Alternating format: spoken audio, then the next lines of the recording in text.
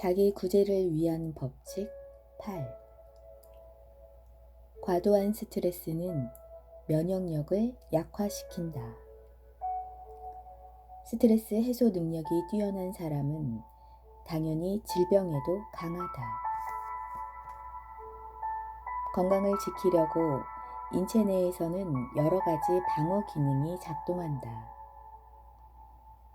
우리들이 쉽게 병에 걸리지 않는 것은 면역계가 항상 감시하고 제어를 해주기 때문이다. 면역에는 자연 면역력과 후천적 면역력 두 종류가 있다. 후천적 면역력이란 한번 이물질이 침입하면 비로소 그 바이러스를 이물질로 인식하는 것이다. 홍역이나 볼거리 등의 면역세포가 한번 적으로 규정하면 평생 그 균에 의한 감염이 일어나지 않게 하는 기능이다. 예방주사 등이 그런 성질을 이용한 것이다.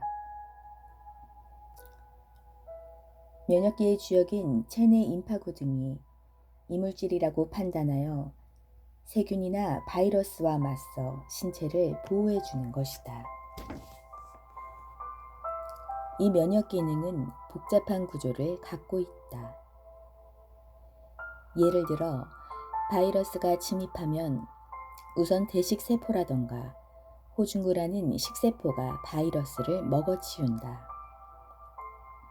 다음에는 헬퍼 T세포라는 임파구가 상황을 파악해 신호를 보내면 다른 임파구가 대량으로 생산된다. 이것이 적을 파괴하는 대략적인 과정이다. 그런데 에이즈에 걸리면 에이즈 바이러스인 HIV가 대식세포나 헬퍼 T세포에게 달라붙어 그 활동을 차단해버리기 때문에 면역 반응이 느려지고 면역계가 제 기능을 못하게 된다. 그 결과 생명을 잃을 만한 병이 아닌데도 악화되어 사망에 이르게 된다. 이러한 에이즈의 공포는 면역계의 중요성을 인식시켜 주었다. 방사능도 임파구의 적이다.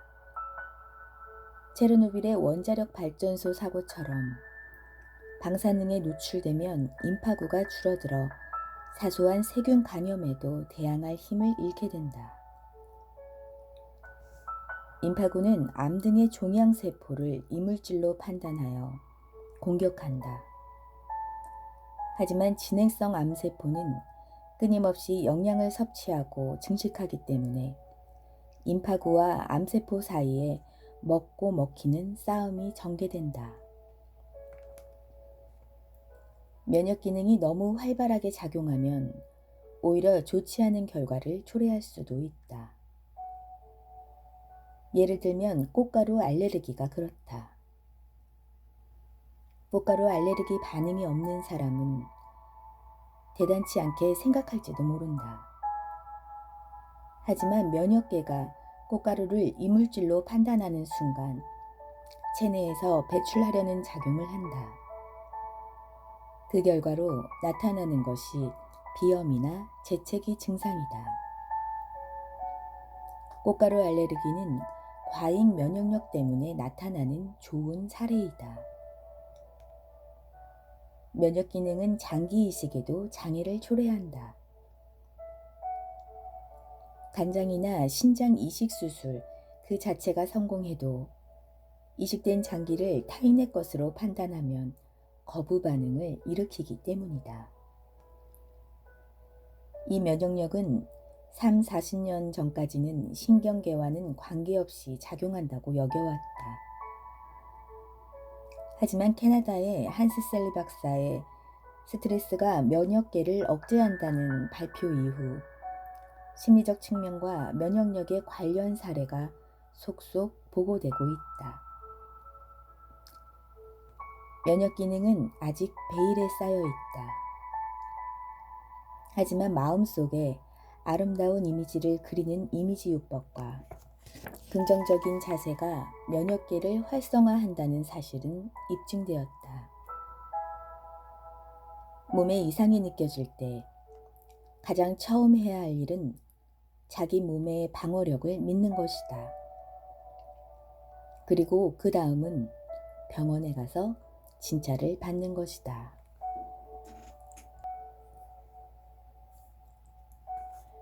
자기 구제를 위한 법칙 9. 맹수는 등을 보이는 자에게 덤벼든다. 난관도 마찬가지다. 정면으로 맞서도록 하자. 기분이 우울할 때는 인생의 수많은 위기가 찾아온다. 면역계는 생명을 방어해주는 방위군이라고 생각해도 좋다. 이 방위군을 지휘하는 것은 누구일까? 최근 몇 년 동안의 연구에서 뇌와 면역계 사이에는 항상 정보의 교환이 이루어지고 있음이 밝혀졌다. 또한 기분이 면역계의 기능에 영향을 미친다는 결과도 보도되었다. 이는 상당히 어려운 연구이다. 왜냐하면 동물 실험을 한다 해도 쥐를 잡아 너는 긍정적인 사고를 하는 쥐냐 아니면 부정적인 사고를 하는 쥐냐라고 물어볼 수 없기 때문이다. 하지만 인간의 경우에는 큰 슬픔에 빠지면 건강이 나빠진다는 정도는 알 수 있다. 이는 배우자를 잃은 26명의 혈액을 채취하여 검사한 결과 미생물에 대한 면역계 반응 능력이 현저하게 떨어졌다는 사실에서 확인할 수 있었다. 60대의 어떤 남성은 부인이 세상을 떠난 후부터 자주 감기에 걸렸다. 그러다가 폐렴에 걸려 입원을 하게 되었다. 살아갈 의욕을 잃게 된 것이 원인이었다. 입원한 병원에서 제대로 치료를 받았고 보통 때라면 이미 퇴원해도 좋을 만큼의 시간이 지났다. 그런데 계속해서 열이 났고 현기증과 권태감이 해소되지 않아 그대로 병원에 눌러앉고 말았다. 또는 혼자서 애써 아이 셋을 길러낸 여성이 아이들이 하나씩 결혼하여 독립을 하자 할 일이 없어지면서 병이 찾아오는 경우도 있다. 아이들 기르는 것에 집중했을 때는 감기조차 걸리지 않았지만 혼자가 된 순간 감기는 물론 요통, 두통, 현기증, 고혈압, 꽃가루 알레르기까지 생긴 것이다. 또 불안이 영향을 미친 사례도 있다. 가족이나 친구가 암으로 세상을 떠난 후 자신도 암과 비슷한 증상이 있다고 믿고 아무에게도 고민을 털어놓지 못한 채 우울한 생활을 하는 동안 위궤양에 걸렸다는 일화이다. 예로부터 병은 마음에서 온다고 한 것처럼 사람의 기분은 신체의 구석구석까지 영향을 끼친다. 물론 기력이 있다고 해서 병에 걸리지 않는 것은 아니다. 병은 근본적인 발병 원인이 있지만 환경이나 영양의 불균형, 그 밖에 다양한 원인이 있다. 예를 들면 산속에서 우연히 만난 맹수는 무서운 존재이다. 따라서 우선 맹수에게 습격을 당할 수 있는 장소에는 가지 않는 것이, 위험에 직면하지 않는 것이 최선책이다. 그래도 만약 그런 상황이 발생한다면 침착하게 대처 방법을 강구할 필요가 있다. 맹수에 대해서 긍정적인 자세를 취해야 한다. 맹수라는 존재는 인생의 여기저기에서 부딪히게 될 존재이다. 즉, 불행을 말한다. 인간관계의 불화, 업무상의 부진, 부부간의 갈등 위기 등이 있을 수 있다. 이런 맹수의 습격을 받았을 때 상황을 극복할 수 있는 비결은 적에게 등을 보이지 않는 것이다. 등을 보이면 실제로 맹수에게 습격을 당하기도 하겠지만 그보다 먼저 마음이 불안해질 것이다. 왜 내게 이런 일이 일어난 것일까 하며 화를 내는 것도 효과가 있다고 한다. 쥐의 뇌의 전극을 연결하고 분노의 감정을 인공적으로 발생시키자 T임파구가 증가했다는 보도가 있다. 사실 분노의 감정도 면역력을 높여준다. 하지만 이는 5일 정도가 한계로 그 이상이 지속되지 않는다. 하지만 화를 자주 내면 반대로 면역력이 떨어질 수도 있다. 화를 낼 때에는 분명하게 내고 빨리 잊는 것이 면역력 증강에 좋다. 분노나 슬픔을 포함한 모든 불행의 원인에는 항상 눈을 떼지 말아야 한다. 병에 걸렸을 때 자연 치유력을 높여주는 계기가 될 수 있기 때문이다. 자연 치유력의 증진은 일상에서 위기를 극복하는 최고의 수단이 될 수 있다.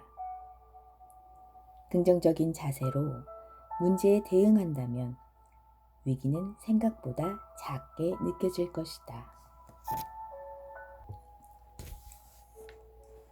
자기 구제를 위한 법칙 10. 약을 복용할 경우에는 효과가 있다고 믿어라. 의심하면서 먹은 약은 효과가 없다. 의심이란 것은 아무런 도움도 되지 않는다.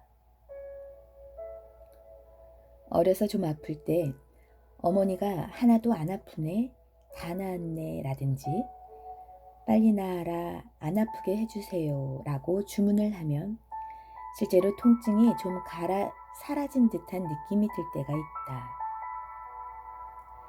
반대로 아프다고 너무 소란을 떨게 되면 무섭기도 하고 고통도 심해지는 법이다. 놀이동산에 있는 귀신의 집에 들어가 무섭다 무섭다고 생각하면 뒤에서 살짝 어깨를 건드리기만 해도 심장이 멎을 듯한 공포를 느낀다. 이처럼 사람은 기분에 따라 심장까지 영향을 받는다. 병도 마찬가지이다. 예를 들어 어떤 병에 걸린 사람이 있다고 하자. 한약이 좋다는 말에 이 약 저 약을 복용했는데 2-3달이 지나도 효과가 없으면 불평을 할 것이다. 이번에는 반신반의로 요양원에 다녀보기로 하고 채식을 해보기도 한다. 이런 식으로 일단 의심부터 하면서 이것저것을 시도해봤자 효과는 없다. 신체가 기분에 민감하게 반응하기 때문이다. 낫지 않을 것이라고 의심하면서 치료를 하면 아무리 오랫동안 치료를 받아도 기대하는 효과는 나타나지 않는다. 자기 나름대로 완쾌될 것이라는 믿음과 자신감을 갖고 치료에 임하는 긍정적인 자세가 필요하다. 똑같은 약을 복용하더라도 효과를 믿으면서 약을 먹으면 그 효과는 더 크고 효과가 없다고 생각하면 정말로 효과가 떨어진다. 미국에서 있었던 일이다. 암을 치료하는 신약이 개발되었다는 뉴스를 어떤 환자가 보게 되었다. 그는 말기암 환자로 그 약을 꼭 복용해보고 싶다며 의사에게 부탁을 했다. 의사에게 받아들여져 그 환자는 그 약을 복용하고 나서 점차 회복되어 갔다. 그러나 2달 후에 신약이 실패했다는 신문 보도를 보자마자 환자는 또다시 중태에 빠지고 말았다고 한다. 효과가 없다는 보도를 접하지 않았다면 이 환자는 분명 좀 더 오래 살 수 있었다. 어차피 효과가 없을 텐데 라고 생각하며 약을 복용하면 그 약은 정말로 효과를 발휘하지 못한다. 의사에게 약의 효능과 효과적인 복용 방법을 확인하고 따르는 것이 좋다.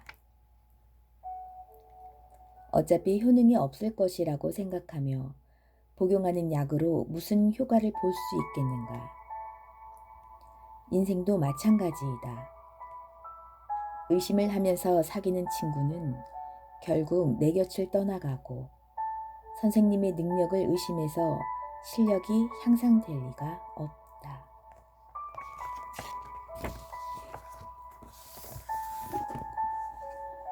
자기 구제를 위한 법칙 11. 암에 걸리고 싶지 않으면 비탄과 비애를 피하라. 마음이 우울해지면 암에 걸리기 쉽다.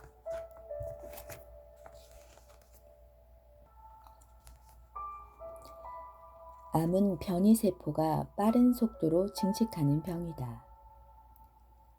왜 이런 변이세포가 생겨나는 것일까? 인간의 세포는 태어나면서 죽을 때까지 세포 분열을 반복하며 그때마다 유전자 DNA가 복사된다. 그런데 신체가 어떤 실수로 유전자 복사에 실패하거나 빠뜨리고 읽어내는 경우가 있다. 나이가 들면 복사의 횟수도 늘어나다 보니 실수가 잦아질 수 있는 것이다.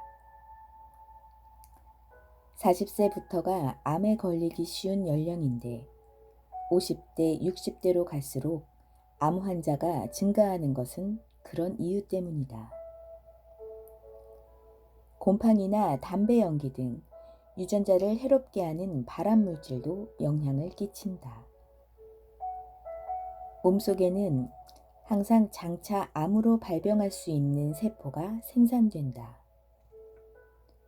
하지만 정상적인 상태에서는 면역 감시기관에 의해 발견되고 면역 세포에 의해 파괴되기 때문에 암이 성장하지 못한다. 하지만 어떤 문제로 인해 발견되지 않거나 완전히 파괴되지 못하면 그것이 살아남아 암세포가 되는 것이다. 현재 암이 발병하는 정확한 구조는 아직 발견되지 않고 있다. 하지만 암에 걸리기 쉬운 몇 가지 원인은 찾아냈다. 유전적인 요인이나 건강하지 못한 생활 패턴, 지속적인 약물 복용, 살충제, 제초제, 방사능, 60세 이상의 고령, 스트레스, 암의 성격 등이 그것이다. 암의 성격이란 C타입이라고 불리는 것으로 자신의 감정을 표면으로 표출하는 것이 서툰 사람, 소극적이고 어수룩한 호인, 즉 싫다고 말하지 못하는 성격의 소유자를 말한다. 또한 암이 발병한 사람들의 1, 2년 동안의 상황을 조사해보면 가족과의 사별이나 정년퇴직, 전직, 사업 실패 등의 커다란 스트레스를 경험한 경우가 많았다. 유방암 말기에 아내를 둔 남편들의 혈액을 채취해 면역 기능을 조사한 연구도 있다. 아내의 사후 2달 동안 남편들의 면역 기능은 급격히 떨어졌다. 그 후 대부분의 남편들은 점차 면역 기능을 회복했지만 1년이 지난 후에도 면역 기능이 저하된 채로 있는 남편들도 있었다. 이제 아무도 돌봐주지 않게 되었다. 할 일이 없어졌다. 이제 죽어도 좋다는 부정적인 사고가 영향을 미쳐 면역력이 떨어진 것이다. 게다가 남편과 사별한 부인보다 부인과 사별한 남편 쪽이 1년 후의 사망률이 훨씬 더 높았다. 여자들이 오히려 더 강인한 것이다. 정년퇴직도 마찬가지이다. 인생이 끝났다는 기분으로 정년퇴직을 맞이한다면 인체에 악영향이 끼친다. 자신만의 시간이 늘어난 것을 기뻐하고 새로운 시작이라는 희망을 갖는 것이 좋다. 자기 구제를 위한 법칙 12. 어린 시절의 지나친 독립심은 장래의 암의 원인이 될 수 있다. 이미 2000년 전에 그리스의 의학자인 가레노스는 우울한 여성은 발랄한 여성보다 유방암에 걸리기 쉽다라고 했다. 이렇게 암과 기분의 상관관계는 아주 옛날부터 알려진 사실이다. 하지만 암에 걸린 사람을 진단해보니 우울한 상태라는 공통점이 있다 하더라도 병 때문에 우울해진 것인지 원래 우울해하는 성격인지 판단하기가 쉽지 않았다. 심리학자인 토머스 교수는 의대 졸업생 1300명의 심리 상태를 30년 이상 추적 조사한 데이터를 갖고 있다. 1300명 중 암에 걸린 사람은 48명이었다. 조사 결과 암에 걸린 사람들의 심리 상태에서 공통되는 경향을 찾아볼 수 있었다. 부모와의 유대관계 결여, 감정 표현의 결여, 활달하지 못한 성격 등이었다. 또한 250명과의 인터뷰를 통해 생활 이력을 조사한 션 박사의 연구에서는 암 환자에게서 나타나는 생활의 경향으로 다음 4가지가 있었다. 1. 성장기에 독립을 했거나 항상 긴장된 인간관계 속에서 생활했다. 2. 성년기에는 충만한 인간관계나 업무가 있어 삶의 보람을 느꼈다. 3. 하지만 직업을 잃거나 인간관계가 악화되는 등의 경험 때문에 어린 시절의 상처가 되살아나 절망했다. 4. 절망감을 마음속에 갖고 있다. 다음과 같은 일화가 있다. 후두암, 임파선암, 골수암 등 5개의 암이 하나씩 차례로 발병했는데도 이를 극복한 사람이 있었다. 그는 발병 후 지금까지 자신이 살아온 인생을 차근차근 되돌아보았다. 어린 시절부터 목소리가 컸던 그는 아버지로부터 목소리가 크다는 이유로 야단을 맞은 경험이 있었다. 그는 아버지에 대한 공포감을 늘 가슴속에 묻어둔 채 살아왔다는 것을 깨달았다. 그래서 수술 후에는 감정을 표현하여 스트레스를 발산하고 시골로 이사를 가는 등 라이프 스타일을 바꿈으로써 병을 극복했다.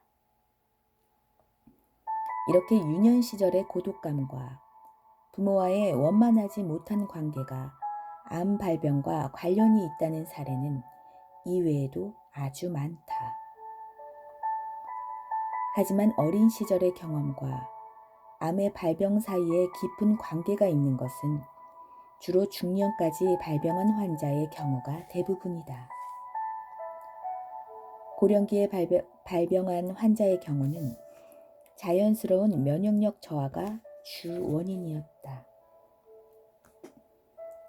어쨌든 어린 시절의 인간관계가 이런 흔적을 남긴다는 것을 고려해 보았을 때 많은 애정을 갖고 아이를 길러야 한다는 중요성을 깨닫게 해준다. 이와는 별개로 암 노이로제라는 것이 있다. 부모가 암으로 사망했다는 이유로 암을 극단적으로 두려워하여 건강에 이상이 생기면 무조건 암이 아닐까 하고 병원으로 뛰어가는 것이다. 이렇게 필요 이상으로 걱정을 하다 보면 암을 초래하는 원인이 될 수도 있다. 분명 이런 지나친 걱정은 문제가 될 수 있다. 한편으론 암을 경계하고 자주 병원을 찾는 사람은 그만큼 검진할 기회가 많을 수도 있다. 그래서 암에 걸릴 확률이 낮아질 수도 있는 것이다. 암에 걸리더라도 초기에 대응만 잘할 수 있다면 훨씬 더 유리하다. 그런 의미에서 그런 걱정이 전화위복이 될 수도 있다.